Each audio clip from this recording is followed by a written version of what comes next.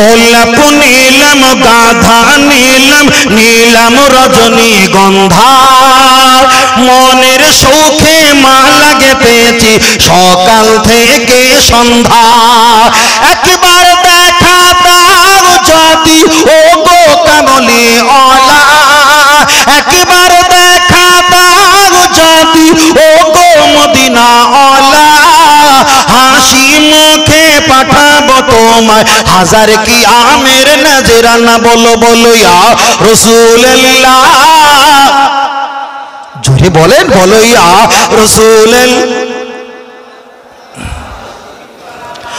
হলুদ ফুলকে প্রশ্ন করি তুমি রংটি কোথায় পেলে মায়ার নবীজির নূরানি চেহারা হলুদ ছিল বলে সুবহানাল্লাহ আর একটু জোরে আওয়াজ তোলো নবীকে খুশি করার জন্য একটু আওয়াজ তোলো সুবহানাল্লাহ আর একটু আওয়াজ তোলা যাবে না সাদা ফুলকে প্রশ্ন করি তুমি রংটি কোথায় পেলে নূর নবীজির নূরানি দাঁত সাদা ছিল বলে আর একটু জোরে বলেন তাই হলুদ সাদা দোকান থেকে তুলে গেঁথেছি মালা সুযোগ পেলে দাঁড়িয়ে পাঠাবো হাজার কি আমের নজরানা তবে একবার দেখা দাও যদি ও গো কামলি ওয়ালা একবার দেখা দাও যদি ও গো মদিনা ওয়ালা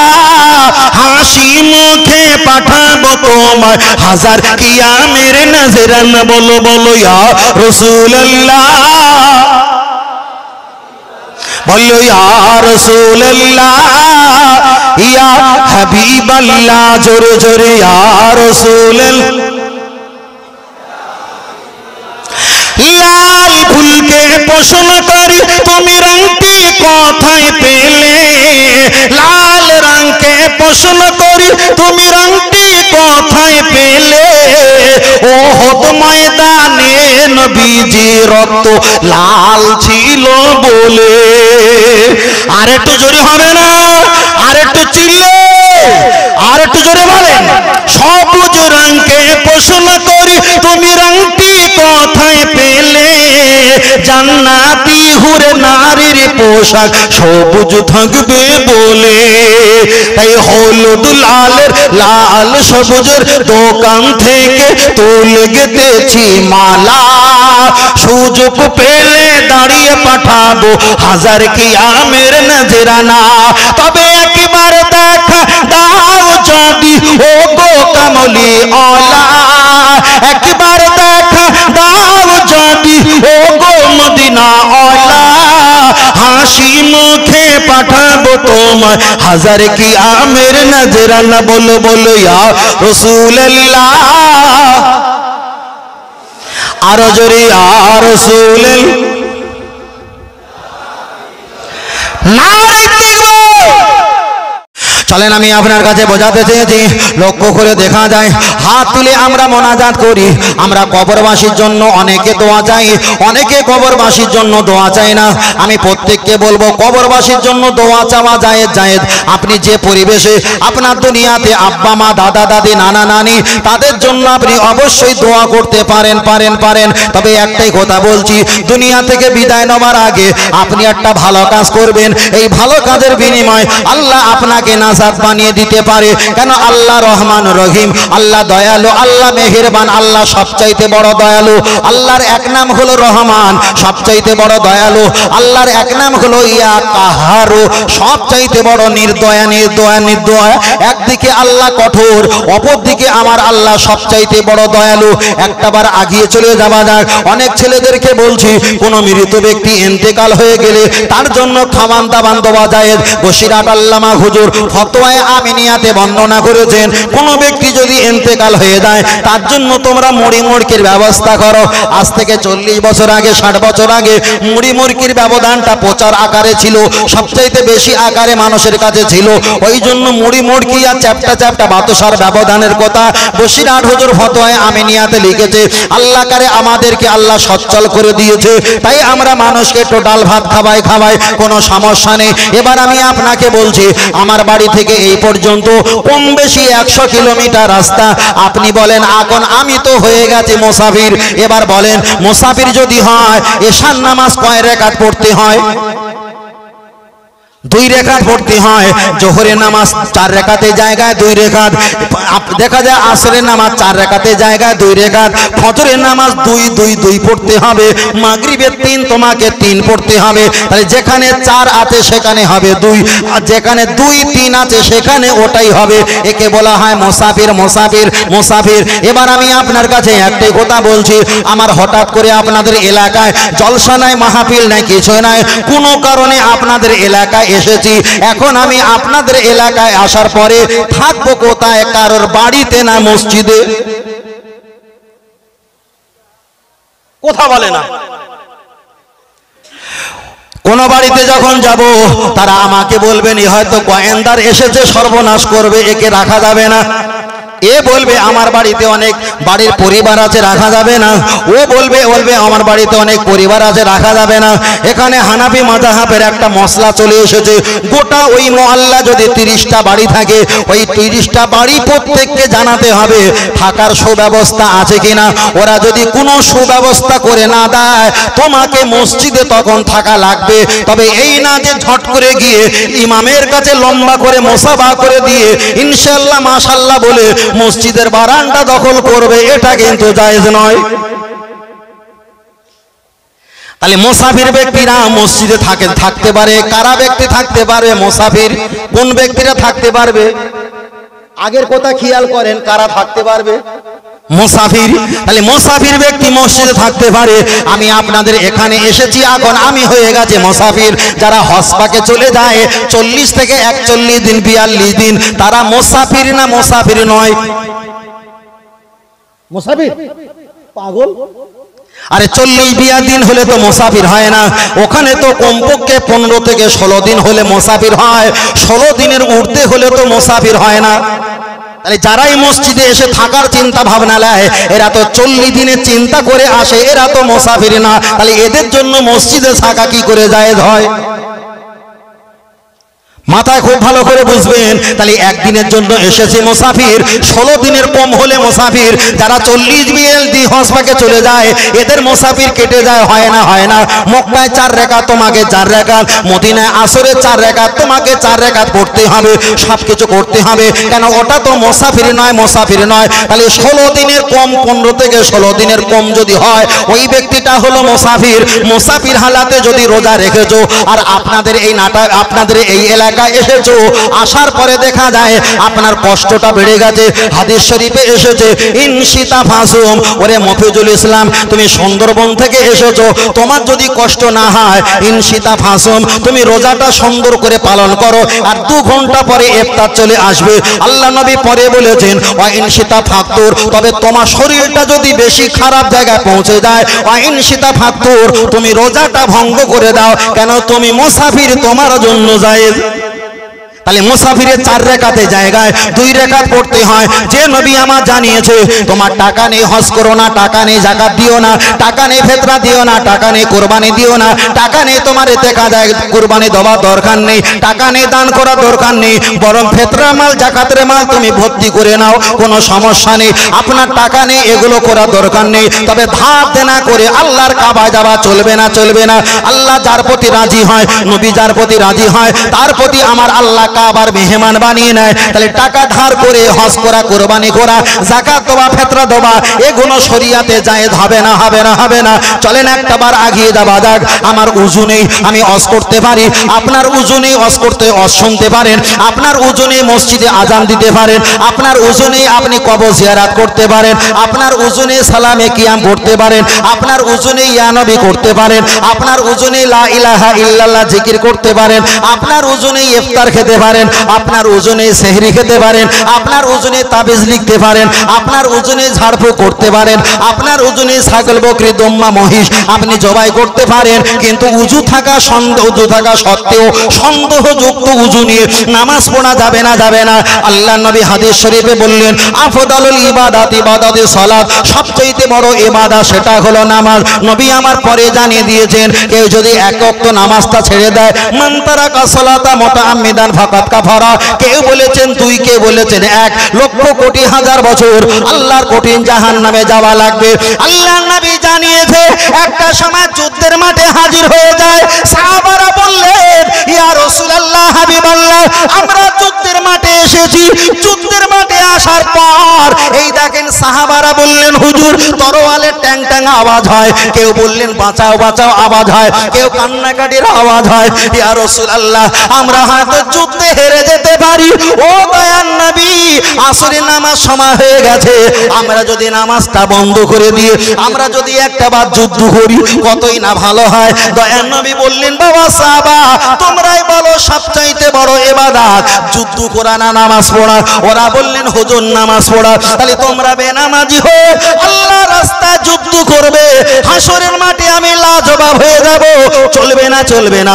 তোমরা অর্ধেক মানুষ নামাজ পড়ো আর অর্ধেক পাহারা দাও, আবার অর্ধেক মানুষ নামাজ পড়বে আবার তোমরা পাহারা দেবে। দয়ার নবী বললেন নামাজ কাজা করা যাবে না। যে নবী বলেছে তোমরা যদি মুসাফির হয়ে যাও তোমাদের 4 রাকাতের জায়গায় 2 রাকাত নামাজ পড়তে হবে হবে হবে। তাহলে মুসাফির হালাতে এই মসলা যদি শরীয়তের আইন হয়ে যায়, আপনি যদি বলেন হুজুর আমি রাতের বেলা মসজিদে থাকবো, মুসাফির হালাত যারা থাকে তারাই মসজিদে থাকতে পারে। যারা 40-41 দিন চিল্লার নিয়ত করে আসে ওরা তো কেউ মুসাফির নয়, মুসাফির নয়। তাহলে চিল্লা জামাতিরা মসজিদে থাকবে এমন কোনো হাদিস নাই। চলেন আপনাকে আর একটা বার ঘুরিয়ে বলি, লক্ষ্য করে দেখা যায় আমি আপনার কাছে বারবার আনতে বলবো না, আমার কাছে রিসিভ অনুযায়ী আমি আপনার কাছে বলছি। কেউ বললো তোমরা দিনের খেদমত করো, ওয়াজ নসিহত করো, আমরা মানুষকে একটু শিক্ষা দে, মানুষকে শিক্ষা দে। একজন বেনামাজি, একটা বেনামাজি ছেলে মসজিদের পাশে দাঁড়িয়ে আছে, আর আমি বললাম ভাই নামাজ পড়তে যাও, আমি বলে চলে গেলাম, আর একটা ভাই হাত ধরে মসজিদে নামাজ পড়ার জন্য ঢুকিয়ে দিয়েছে। আপনি বলেন আমি ভালো না যিনি হাত ধরে মসজিদে ঢুকিয়েছে তিনি ভালো? কথা বলেন। আমি বললাম ভাই নামাজের ওয়াক্ত হয়ে গেছে, নামাজ পড়তে যাও। আর একটা মাওলানা সাহেব ওই ছেলেটার হাতটা ধরে মসজিদে গিয়ে মসজিদের টুপিটা ঠাস করে মাথায় পরিয়ে দিয়ে নামাজের মশাল্লা দাঁড় করিয়ে দিয়েছে। আল্লাহর কাছে শরীয়ত অনুযায়ী ওই ব্যক্তিটা ভালো না আমি ভালো? আপনারা সাধারণ মানুষ বলবেন ওই ব্যক্তি তো হাত ধরে মসজিদে ঢুকিয়েছে ভালো। চলেন আল্লাহর কোরআন 30 পারা, আমার আল্লাহর কোরআন জানিয়ে দিয়েছে লাস্তা আলাইহিম বিমুসাইতির, তোমাকে কবির খান দারোগা ঠিকাদারি করে পাঠাইনি, লোকের হাত ধরে মসজিদে ঢোকাবে। লা ইকরাহা ফিদ্দিন, ধর্মের কোনো জবরদস্তি চলবে না। আল্লাহর কোরআন পরে জানিয়ে দিয়েছেন কুনতু খায়রা উম্মাতিন উখরিজাত লিন-নাস তা'মুরুনা বিল মারুফ ওয়া তানহাউনা আনিল মুনকার। আল্লাহর কোরআন বললেন মফিজুল যেমন বলেছে এটা ভালোর কাজ তুমি ভালো করো, ওটা খারাপের কাজ তুমি করো না। তোমরা মুখে বলবে এটা ভালো রাস্তা আর মুখে বলবে এটা খারাপ রাস্তা। ইহাদিল্লাহ, হেদায়েতের মালিক আমি, তবে হেদায়েত চাইলে আমি আল্লাহ হেদায়েত দেব। তবে ইসলাম বাঁচিয়ে রাখার জন্য আর তোমার হুজুরগিরি জামাত বাঁচানোর জন্য হাত ধরে মসজিদে ঢুকানো এটা তো জায়েজ নয়। নবীর চাচা আবু তালেব যখন মরণ শয্যায় সজ্জিত হচ্ছিল, আল্লাহর নবী দৌড়ে এসে আবু তালেবের কাছে এসে বললেন মা হাজা, ও আমার চাচাজি আপনার কি অবস্থা? চাচাজি বললেন আমার অবস্থা ভালো না। দয়ার নবী কানে বললেন লা ইলাহা ইল্লাল্লাহু মুহাম্মাদুর রাসূলুল্লাহ। চাচাজি আপনি একটাবার কলেমা পড়ে নাও, হাসরের মাঠে আমি আপনার জন্য নাজাতের জন্য দোয়া করব। চাচাজি আবু তালেব মাথাটা ঘুরিয়ে নিয়েছে, ওদিকে আবু জাহেলরা বলে ওরে আবু তালেব, তুমি যদি তোমার ভাতিজা মুহাম্মাদের কথা শুনে তুমি যদি ইন্তেকাল করো, তোমার নামে কলঙ্ক বলে পৃথিবীতে আমরা লিখে দেব। একবার এই কান ঘোরায় একবার ওই কান ঘোরায়। নবী যখন একটু জোর করেছিল আল্লাহর কোরআন শাঁ করে নাজিল হয়ে গিয়েছিল ইন্নাকা লা তাহদি মান আহবাবতা। হে মুহাম্মদ, তোমার চাচা বলে জোর করে জান্নাতে নিয়ে যাবে, এটা তোমার দায়িত্ব আমি দিলাম না। ইহাদিল্লাহ, হেদায়েতের মালিক আমি, তোমার শুধু বলার দায়িত্ব, হেদায়েত করার দায়িত্ব আমার, তবে জোর করে নামাজি আর কলমে নেবার দায়িত্ব নয়। এবার সাধারণ মানুষ যারা বোঝে না তারাই বললে হুজুর কতই না ভালো করছে, চলেন কোরআন শরীফের একটা আয়াত বলা যাক। পারা নাম্বার 26, সূরার নাম সূরা হুজুরাত, ডান দিকে এসে ইয়া আইয়ুহাল্লাযীনা আমানু লা তারফাউ আসওয়াতাকুম ফাওকা সাওতিন নাবিয়্যি ওয়া লা তাজহারু লাহু বিল কওলি কাজাহরি বাদিকুম লিবাদিন আন তাহবাতা আমালুকুম ওয়া আনতুম লা তাশউরুন। আমার আল্লাহর কোরআন বিবরণ দিয়েছে, এই ঈমানদারেরা তোমরা জেনে রেখে দাও, আমার নবী যেটা করবে তোমরা তার ঊর্ধ্বে করতে যেও না। তাহলে নবী তো নিজের চাচাকে যেটা করতে গিয়েছে, আপনি যদি তার চাইতে বেশি করে মসজিদে টেনে নিয়ে যাও, নবীর ঊর্ধ্বে আপনি উঠে যাবেন। আল্লাহর কোরআন বললেন আনতাহাবাতা আমালুকুম, তোমার যা ঈমান আমল আছে, ও আনতুম লা তাশউরুন, আমি আল্লাহ ধ্বংস করে দেব, তুমি তা বুঝতে পারবে না। কেবল শুধু দেখিয়ে দেবার দায়িত্ব আপনার। আল্লাহর কাছে হেদায়েত চাইবে, আল্লাহ তাকে হেদায়েত দেবেন। বলুন সুবহানাল্লাহ। এবার বলবেন হুজুর আপনারা অজনসিয়াত করেন, আপনারা অজনসিয়াত করেন কেমন করেন? আমরা তো মানুষের কাছে দিনের কথা বলি, তাবলীগের কথা বলি। এবার আমি আপনাকে জিজ্ঞাসা করি তাবলীগ মানে কি? তাবলীগ মানে কি? কথা বলে না। তাবলীগ মানে কি? প্রচার। এবার আমি আপনাকে বলছি, আমি এখানে আপনাদের কি করছি? প্রচার করছি না অন্য কিছু করছি? না না না, রং। এটা আপনাদের জানা জিনিস, আমি স্মরণ করিয়ে দিচ্ছি, ভালো করে বোঝেন। নামাজ পড়লে, রোজা না রাখলে, হজ না করলে, নবী না মানলে কি হবে আপনারা জানেন না? জানেন না? জানেন। আমি আপনাদের স্মরণ করিয়ে দিচ্ছি, এটা তাবলীগ নয়, এটাই হলো তালিম। তাবলীগ আলাদা, তালিম আলাদা। তাবলীগ হলো ওটাই যারা বেদিন কাফের তাদের কাছে কলেমা দাওয়াত নিয়ে যাওয়া, ওটাই হলো তাবলীগ। আর ঈমানদারের কাছে কলেমার কথা, একে বলা হয় তালিম। ফের একবার ঘুরিয়ে বলছি, আপনি বলছেন তাবলীগ আলাদা, তালিম আলাদা। আমি আপনার কাছে ধর্মের কথা বলছি, এটা ধর্মের তালিম দেওয়া হচ্ছে। আর যদি কোনো বেদিন কাফের হয়, তার কাছে কলেমার কথা যদি বলা হয়, ওকে বলা হয় তাবলীগ। তাহলে তাবলীগ আর তালিম দুটো কিন্তু এক নয়। আব্বাস আর গাব্বাস দুটো এক নয়। চলেন আমি আপনাকে বলেছি, কেউ যদি বলে তোমরা 40 দিনে চিল্লা দাও, এটা কোন হাদিসে আছে? ওরাই বলবে নবী নূহ আলাইহিস সালামের প্লাবনে ধ্বংস হয়েছিল, যে নৌকাটা 40 রাত আর 40 দিন পানির তলায় ছিল, ওই জন্যই আমরা 40 দিন চিল্লা দেই। আবার বলবে 40 দিন চিল্লা তোমরা কোথায় পেয়েছো? ওরাই বলবে তোমরা কি একটা বার জানো না? জানো না নবী ইউসুফ আলাইহিস সালামকে কুয়ায় ফেলেছিল, 40 দিন ওই কুয়ায় ছিল, ওই 40 দিনকে কেন্দ্র করে আমরা 40 দিন চিল্লায় দেই। আবার বলে তোমরা 40 দিন কোথায় পেয়েছো? ওরাই বলে 40 দিন আমরা এই কারণে পেয়েছি, নবী ইব্রাহিম আলাইহিস সালাম জঙ্গলে কাঠ কাটতে গিয়েছিল, 40 দিন একটা নাই, ওই জন্য আমরা 40 দিন চিল্লা দেই। আবার বলবে 40 দিন তোমরা কোথায় পেয়েছো? ওরাই বলবে নবী মুসা আলাইহিস সালাম 40 দিন ধরে তিনি পাহাড়ে ধর্মের কথা বলতে গিয়েছিল, তাই আমরা 40 দিন চিল্লা দেই। এবার একটা বার বলবেন নবী মুসা আলাইহিস সালাম নামটা খেয়াল আসছে না, উনি যাকে বিয়ে করেছিল শ্বশুর বাড়ি ছিল 15 বছর। কত বছর? কথা বলে না, 15 বছর।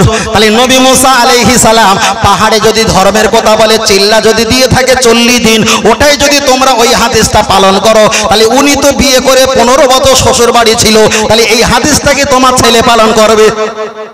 তাহলে বিয়ে করে প্রত্যেককে তো শ্বশুর বাড়ি 15 বছর থাকা দরকার, এটা ছেড়ে তো এই মালটাকে নেবে।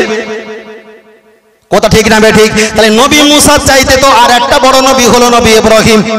নবী ইব্রাহিম আলাইহিস সালামের মুসলমানি মানে খাতনা কারদান, মানে মুসলমানি হয়েছিল কত বছরে? 70 বছরে। তাই নবী মুসার কথাটা যদি আপনি নেন, তাহলে ইব্রাহিম নবী রাগ করবে, কেন আমি হলাম জাতির পিতা, আমার কথা যদি না লাও আমি তো কষ্ট পাবো। তাহলে নবী মুসা আলাইহিস সালাম উনি বিয়ে করে 15 বছর শ্বশুর বাড়ি ছিল। আপনার এই ফতোয়াটা নিতে হবে, 40 দিনে যেমন ফতোয়া নিয়েছো, ওর চাইতে বড় নবী হলো নবী ইব্রাহিম আলাইহিস সালাম। উনি যখন খাতনা করেছিল, ওনার খাতনাটা হয়েছিল মাত্র 70 বছর বয়সে।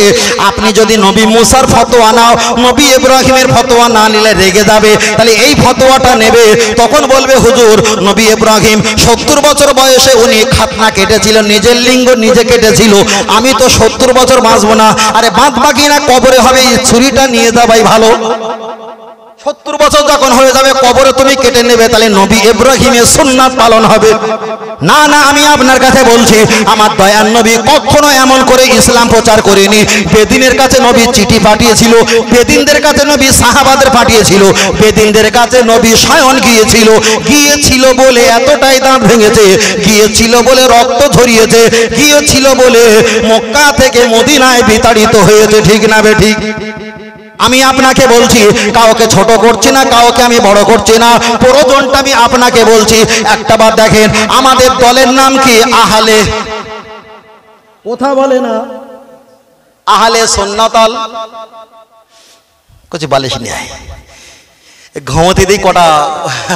কটা যুবকরা রয়েছে, হরিকতি, আমলকি, বড়া, অর্জুন, কালমেঘ, রজনী, বিমল, তুলসী, শেখর, শান্তি, মোসাফির কি গেলা গিলেস তো ও ঘুম পেয়ে গেছে, একটু ঘুম পাড়িয়ে দেই, একটু ঘুম পাড়িয়ে দেই।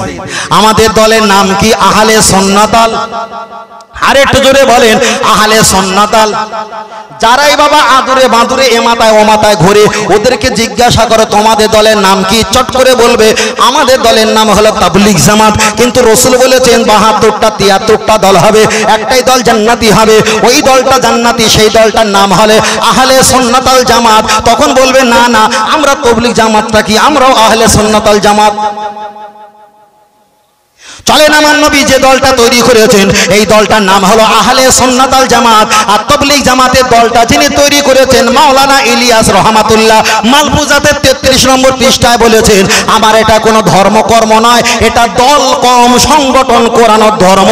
উনি ধর্মে পেয়েছে স্বপ্ন যোগে, ওই স্বপ্নওয়ালা ধর্ম পালন করা হয় তাবলীগ জামাত। আর আমরা যে দলটা করি এই দলটা আমার আল্লাহ নবীকে পাঠিয়েছেন, সেই দল আমরা করে থাকি।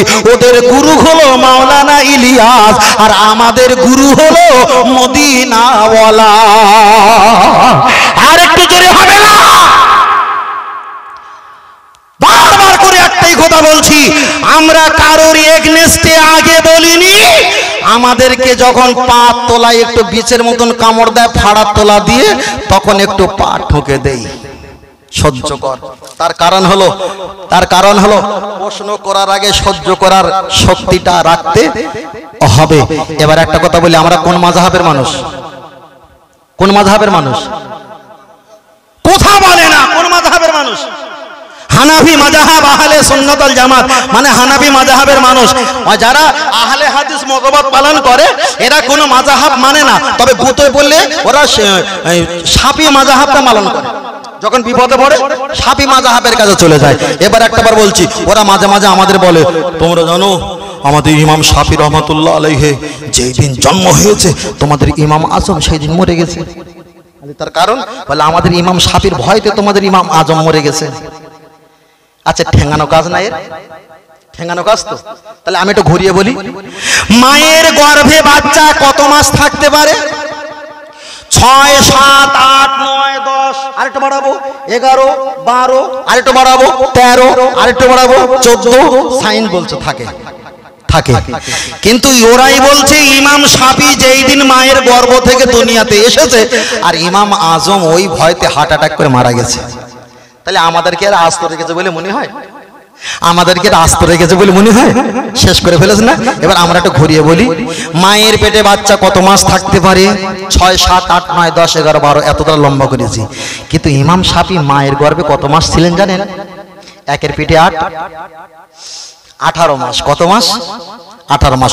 ওরা যখন বলেছে যে ইমাম শাফি যেই দিন এসছে আর ইমাম আজম সেই দিন ভয়তে হার্ট অ্যাটাক করে মরে গেছে খবর শুনে, তাহলে আমরা একটু ঘুরিয়ে বলি, মায়ের পেটে 8 মাস, 9 মাস, 10 মাস, 12, 13 মাস থাকে, কিন্তু ইমাম শাফি 18 মাস মায়ের গর্ভে এই কারণে ছিল। কেন বলেন তিনি? ইমাম আজম মরে যায় না বলে ভয়তে আসেনি, আর যেই মরে গেছে 18 মাস পরে ঘুরে তারপর দুনিয়াতে আসে। কেন? ওরা যেমন বলেছে আমাদের তো বলা দরকার আছে, তাই না? তাহলে এখানে বলতে হবে এতদিনে আসেনি, ইমাম আজম বেঁচে ছিল বলে ভয়তে আসেনি। আর যেই ইমাম আজম হুজুর মারা গেছে 18 মাস পর, কত কালা থাকবে ভিতরে, 18 মাস পর দুনিয়া থেকে চলে এসেছে। তাহলে এখানে বোঝা যায় আমাদের কেউ বললে আমাদের জবাব আছে, হাদিস দিয়ে বললে হাদিস দিয়ে জবাব, যুক্তি দিয়ে বললে যুক্তি দিয়ে জবাব, দলিল দিয়ে বললে দলিল দিয়ে জবাব। তার কারণ আমাদের একটাই দল, আহলে আল্লাহর ইবাদত, নবীর মোহাম্মত, কোরআন তেলাওয়াত, মা বাবার খেদমত, মাজার জিয়ারত, একটাই দল জান্নাত, ওই দলটার নাম হলো আহলে সুন্নাত আল জামাত। জোরে বলে, আর একটু জোরে হবে না, আর একটু জোরে হবে না। আমাদের প্রভু এক এক নবীর উম্মত, জীবন বিধান এক, ওই শিবানী কোরআন। আমাদের প্রভু এক এক নবীর উম্মত, জীবন বিধান এক, ওই শিবানী কোরআন। তবে কেন এক নও হে মুসলমান, এক হও করি আহ্বান। বলো সুবহানাল্লাহ। আর একটু জোরে হবে না? এজি কতদিন তোরা বাঁট দিবি, হয়ে গেছে 11টা। তোরা বালতি নামা, বাঁট বন্ধ কর। খাওয়া দাওয়া করে এসে গেছে, কোন হুজুর আছে? বাহ, তোল। আমি তো এলাকায় অনেকবার এসেছি, আমার বেশি করে দুধ লিলিয়ার পাবি। বাইরে থেকে যত গায়ে আসবে একটু বেশি করে বালতি ধরে ভর্তি করে নে, সেজন্য না ঢুকতে পারে। কথা বুঝতে না? আমার কাছে একটু কমলে গরিব শরীফ মানুষ ধরে শরীফ পড়ে খাচ্ছে, কথা বুঝতে না? এটা তকবীর, না রে তকবীর। আর এটা জোরে হবে না, না রে তকবীর। আর এটা জোরে হবে না, না রে তকবীর, না রে তকবীর। এখন একটা বাকি আছে, বলি ছোট করে, ছোট করে বলি। ও দাদু ভাই, ছোট করে বলি একটু। মৃত ব্যক্তির মুখ দেখানো হয় তো, মানুষ ইন্তেকালে পর মুখ দেখানো হয় না? মুখ দেখে যারা, তারা একটুখানি মুখে কাপড় দেয় নাই, কাপড় দে। মানে যে মুখ দেখতেছে তার মুখ আটকানো, আর যার দেখতেছে তার মুখ খোলা। নাকি ভুল বলছি? এরকম করে রাখে ভালো। কোরআন শরীফে এসছে একটা মহিলা 13টা পুরুষের মুখ দেখতে পারে। কটা পুরুষ? শিখে রাখেন, 13টা পুরুষের মুখ দেখতে পারে। তাহলে একটা মহিলায় 13টা পুরুষ, আমি গুটি কতক নাম বলি, গুটি কতক নাম বলি। নিজের স্বামী, নিজের ছেলে হলো 3, এমন করে নিজের মামা, নিজের ভাই, ভাইয়ের ছেলে, আবার নিজের মেয়েকে বিবাহ দিয়েছেন ওই মেয়ের জামাই, মানে ওই মেয়ের স্বামী, যাকে নাত জামাই বলা হয়, ওই পুরুষটা। এমন করে নিজের আব্বা ইন্তেকাল হয়ে গেছে, আবার আম্মাজি আর একটা পুরুষের সঙ্গে বিবাহ করেছে, ওটা হবে দুধ বাপ কিংবা সৎ বাপ, যাও এটা বলেন। ওই বাপের সঙ্গে এই মহিলাটা দেখা করতে পারে, কথা বলতে পারে। এমন করে 13টা পুরুষের কথা কোরআন শরীফের ব্যাখ্যা টোটাল এসেছে। তাহলে একটা মহিলা কটা পুরুষের সঙ্গে কথা বলার অধিকার আছে? কমপক্ষে 13টা, কমপক্ষে 13টা। এবার কোন মহিলা যদি ইন্তেকাল হয়ে যায়, এবার খাটিয়া নিয়ে বারান্দা সবিয়ে দিল। যত টোটোওয়ালা, ড্রাইভার, ভ্যানওয়ালা, যত সাইকেলওয়ালা, বাইকওয়ালা, চা দোকানদার, যত সিমেন্ট কোম্পানির মালিক, যত ভুসিমাল দোকান, যত যা আছে সব বুঝেন না, সবাই এসে হাজির হয়ে গেল। কাবা শরীফে তোয়াফ করার মতন খাটিয়া গোল করে সবাই দেখে যাচ্ছে। কোরআন বলেছে কয়জনা? 13 জন। আরে দেখাচ্ছে কত? 1300। ঠিক না বেটি? দেখাচ্ছে কতজন? 1300। কি একটা রোমান্টিক মশলা দেখো। ওখানে যখন দেখাচ্ছে এই মুখে কিন্তু কোনো কাপড় নেই, একজন দালাল আছে, সে মুখটা খুলবে, সবাই দেখবে, আবার চলে যাবে, মুখটা ঢাকা দেবে। ভালো জিনিস। ওখানে কোনো পর্দা করলো না। এবার যখন ইমাম সাহেব হুজুর, আমরা আমরা আমরা মানে বহু বচন, আমরা যখন ওই মাইয়াতকে নিয়ে যখন কবরবাসী কবরে যখন দেবো, বিসমিল্লাহি ওয়া ফি সাবিলিল্লাহি ওয়া আলা মিল্লাতি, শুয়ে যখন দেবো, তখন মফিজুল হুজুর বলতে চাই, চাদরটা ভালো করে দেখো, কালো চাদর। কি চাদর? কালো চাদর। কালো চাদর ভালো করে ধরো, লাশ দেখা যাচ্ছে একদম 4 কোণা টিনে ফাঁকা করে লম্বা করে মাথা খারাপ করে যাচ্ছে। ওরে হারামখোর। উঠোনে 34,000 লোক দেখলো, ওখানে কোনো পর্দা ছিল না। এখন 5টা কাপড় মুখ আটকানো, এখানে কি দেখা যাচ্ছে? এখানে পর্দা শুরু করেছে। কথা বুঝতে পেরেছেন? এগুলো ভুল। নারীদের এইভাবে দেখানো শরিয়াতে জায়েজ নয়। যারা দেখবে আপনজন দেখতে পারে। তার কারণ ওই মহিলাটা প্রথম যখন গর্ভে এসেছিল, মায়ের গর্ভে, তখন কি সবাই দেখেছিল? না, ধন্যী বুড়ি গুটি কতক মহিলা দেখেছিল আপনজন। ওই মেয়েটার যখন 18-20 বছর বয়সে যখন বিবাহ দিচ্ছিল, তখনও গোসল করিয়েছিল, সেই গোসলটাকে সবাই দেখেছিল? না, গুটি কতক কটা পরিবার পরিজন। ঠিক না বেঠিক? ওই মহিলাটাকে যখন গোসল দেওয়া হচ্ছিল, মৃত্যুর গোসল, তখন কি সবাই দেখছিল? না, গুটি কতক কটা পারিবারিক ফ্যামিলি দেখছিল। তাহলে প্রথম গোসলে সেখানে ধন্যবড়ি কোনো উকি মারতে পারোনি, বিয়ের প্যান্ডেলে গোসলে উকি মারতে পারোনি, মৃত্যু হওয়ার গোসলে তুমি উকি মারতে পারোনি। তাই এরা সুযোগ বুঝে মুখ যখন দেখা হয়নি তো মরণকালে একটু মুখ দেখে নি। ভাই এটা জ্বালবে না, এটা যাবে না। মুখ দেখবে বাড়ির পরিবার সদস্য, তার জন্য কল্যাণে দোয়া করবে। তাই বাড়ির পরিবার সদস্য তার জন্য মুখ দেখবে, দায়িত্ব তাদের। যদি কোনো ব্যক্তি বোম্বাই দিল্লি থাকে, যদি বলেন যে আমার চাচা ইন্তেকাল হয়ে গেছে, আসবো, না আসলে কোনো সমস্যা নেই, কেন এটা হলো ফার্জে কিফায়া। যদি একজনা আদায় করে প্রত্যেকের আদায়, বুঝলেন না? ঈদের নামাজে লোহা ভাড়া করে চলে আসে, জানাজা ময়দানে প্লেন ভাড়া করে চলে আসে, কিন্তু জুম্মার নামাজের খুঁজে পাওয়া যায় না। মানে মার খাওয়া হয় না, খালা বলছে থাকো থাকো থাকো, ঠিক না বেঠিক? বুঝলেন না? অনেক সমস্যা হয়। আমি বারবার করে বলছি, আমার একটা ইউটিউব চ্যানেল আছে বি কলকাতা ইউটিউব চ্যানেল, একটু সাবস্ক্রাইব করে থাকবেন। বিভিন্ন মশলা মশাইল ফতোয়া ফরায়েজ আপনার যা মন চায় আপনি কমেন্টে লিখে দেবেন। আগামী দিন পরে যখন জলসা থাকবে, আপনার কমেন্টে দেখে প্রয়োজন আপনার ওই মশলার ভিত্তি করে ওয়াজ করে আপনার জানতে হবে না, আরো 20,000 মানুষকে জানিয়ে দেওয়া হবে আপনার ওসিলায়। কথা বুঝতে পেরেছেন? একজন জিজ্ঞেস করে যে হুজুর তসবি গোনা হবে, তসবিটা সামনের দিকে ঠালবো না কোলের দিকে টানবো?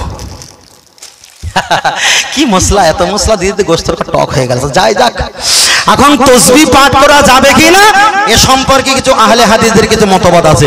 ওরা বলছে তসবি পাঠ করা কোনো হাদিস কোরআনে নেই। চলেন, দ্বিতীয় খলিফার নাম কি? হযরত ওমর রাদিয়াল্লাহু তাআলা ফারুক বলতে হবে, আর রাদিয়াল্লাহু তাআলা বলেছেন সম্মানের নাম নেই, সমস্যা নেই। হযরত ওমর ফারুক রাদিয়াল্লাহু তাআলা তিনি যখন ঘুমাতেন, আল্লাহুম্মা বিসমিকা আমুতু ওয়া আহইয়া, তিনি যখন ঘুমাতেন, ঘুমানোর পূর্বে এরকম গেড়ি গেড়ি নেড়ি নেড়ি পাথরগুলো ছিদ্র করে 1000 লম্বা করে রেখেছিল।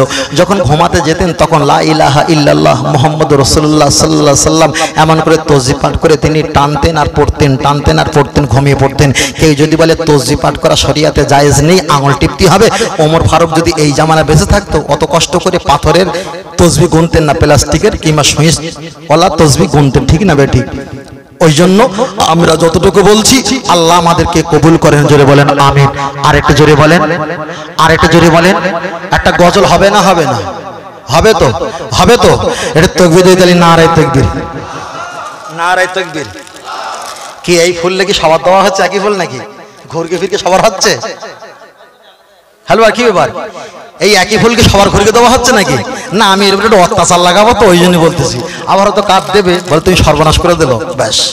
এর কভার ফুটেজ কেন? এ তো কাল সকালে ডাস্টবিনে যাবে। কত বুঝলেন? মাশাআল্লাহ, হেভি সুন্দর। একটা কথা আছে না, কিতনা হাসিনা চেহারা, কত সুন্দর তুমি চেহারা, কিন্তু ডাল মে কুছ কালা है, কিচ্ছু নেই। একটু দৌড়ে লোকড়ে দেবে, কিছু থাকবে?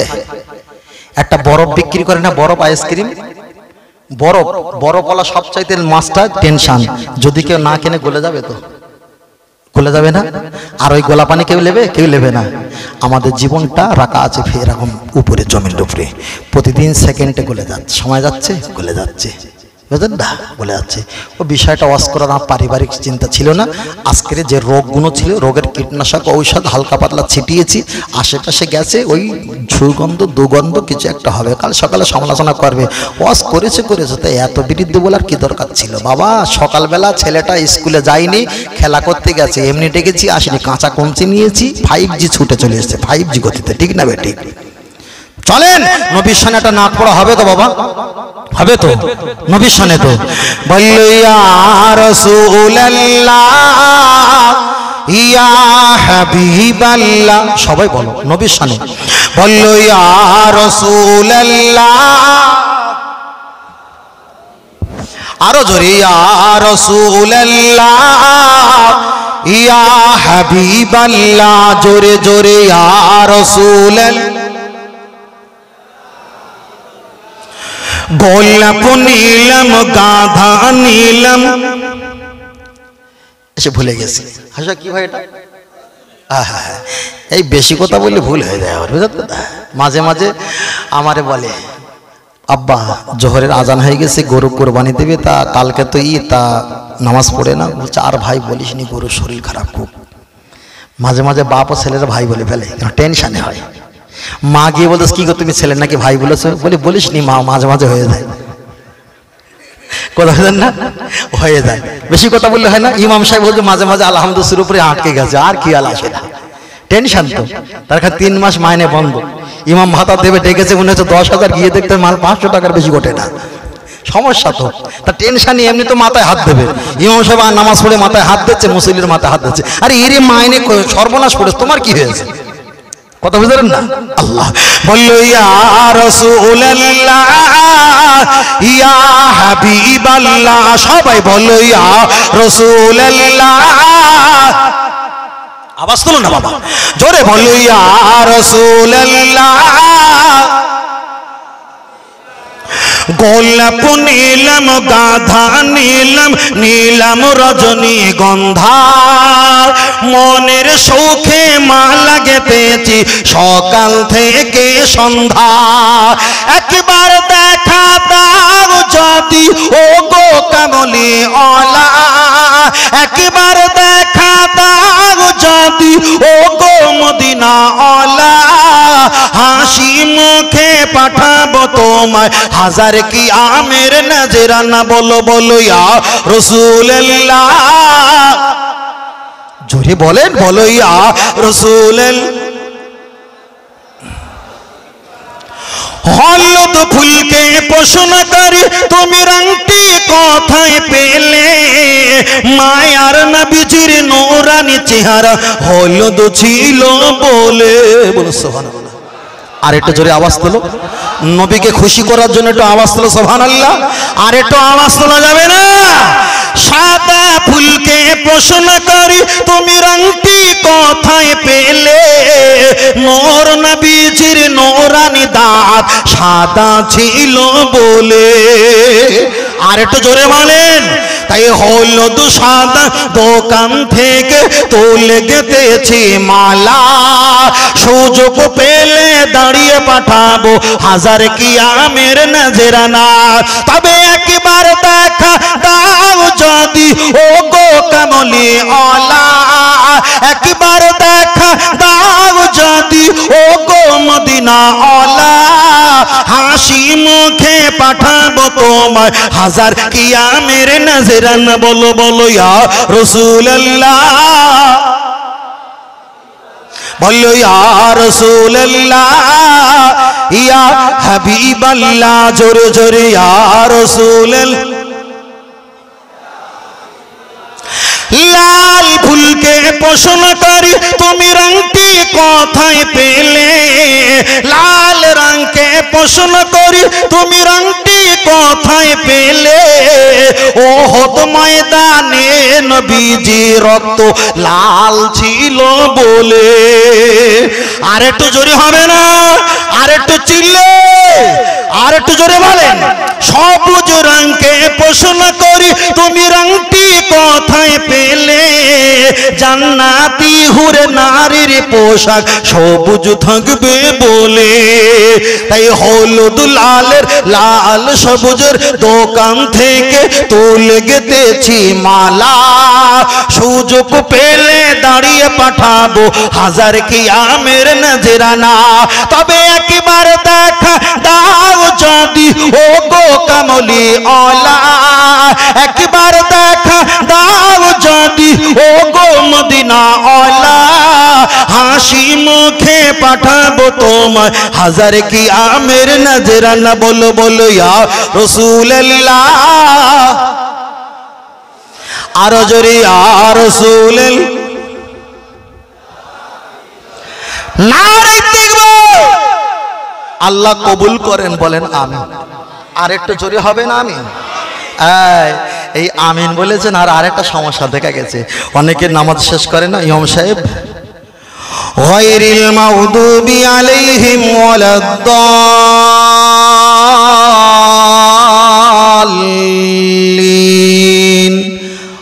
আমিন হয় না? এই একটা রোগ দেখা গেছে, একটা রোগ। হ্যাঁ, আমিন বলা সুন্নাত, আমিন বলা।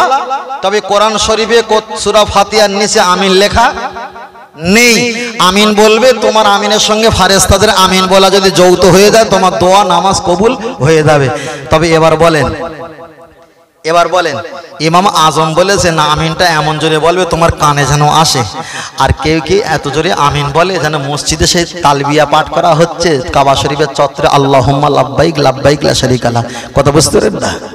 শুধু নামাজের মশলা এসেছে, ইমাম সাহেব কাশে, যদি মুসল্লি যদি আমার কখন হয়ে গেছে তোমার এখনো তাশাহুদ হয়নি, এইরকম যদি গলা খাঁকা দেয় নামাজ মাকরুহ হবে। যদি ইমাম সাহেব এই যদি মুসল্লি যদি আঙুল মোটকায় তাও একই, যদি মুসল্লি যদি একটুখানি থুতু এরকম রোজার সময় নিয়াত বেঁধেছে তাহারিমা বেঁধে হাত ধরে গেছে, গালে থুতু এসছে, জানালা গলকে থুতু ফেলে আর মাল ধরে রেখে একটা জায়গা মধ্যে দাঁড়িয়ে গেছে, আলে তুমি এরকম করলে কেন, তুমি হাত ছাড়িনি, তুমি ধরে গেছ তো। কথা বুঝতে পারেন না? নতুন নামাজি তো খুব সমস্যা, আবার নতুন নামাজি হয়ে আমাদের এলাকা দগ্ধ করাচ্ছে। ইমাম সাহেব হুজুর বলেছে আমি যেমন নামাজ পড়ো তুমি তেমন নামাজ পড়ো, নতুন নামাজি ছখানা হয়েছে, বিশাল ব্যাপার। তাই ইমাম সাহেব হুজুর মাগরিবের নামাজ পড়লে মশা একটু অত্যাচার করে না? করে না। এখন মাগরিবের নামাজের সুন্নাত পড়তে পড়তে একটু মশা লেগেছে, হাত এরকম মেরেছে, ও মনে করতে আঙুল যদি এরকম করতে হয় তাহলে মাল এখানে মারতে হয়, এরকম একটু মেরেছে। ইমাম সাহেব একটু ঘা দিয়ে টেয়ে বলছে এরকম করতে নেই, ওই একটু ধরে টিপে দিলে।